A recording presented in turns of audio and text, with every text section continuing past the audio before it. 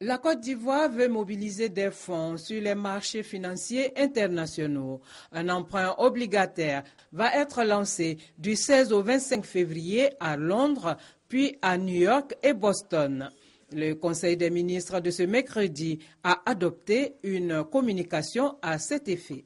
Le Premier ministre sera donc à la tête d'une forte délégation, une délégation de haut niveau, et conduira donc une campagne de marketing itinérante au roadshow dans les capitales financières en vue de lever des fonds sur les marchés financiers internationaux. Le Conseil a aussi donné son accord pour le relèvement du niveau d'actionnariat de la Côte d'Ivoire à la Banque africaine de développement.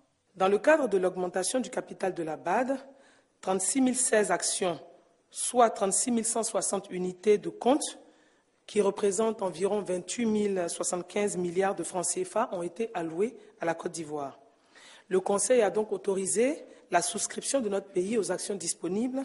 Cette opération permettra naturellement de relever le niveau de l'actionnariat de la Côte d'Ivoire au capital de la BAD et ainsi de renforcer le pouvoir de vote de l'État de Côte d'Ivoire au sein de cette institution bancaire. Au titre du ministère du Commerce, de l'Artisanat et de la Promotion des petites et moyennes entreprises, il ressort de la communication relative à l'analyse des statistiques du commerce extérieur de la Côte d'Ivoire 2014 que la balance commerciale est excédentaire. L'excédent commercial chiffré à 891 milliards de francs CFA s'est nettement amélioré par rapport à l'année 2013 avec une hausse de 75%.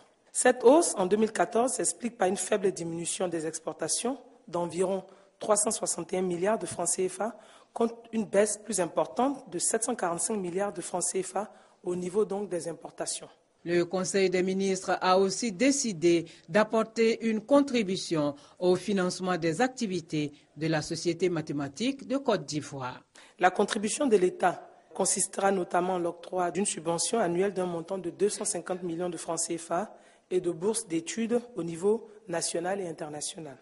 Le gouvernement a par ailleurs salué le président de la République Alassane Ouattara dès son entrée dans la salle du Conseil des ministres pour la victoire des éléphants.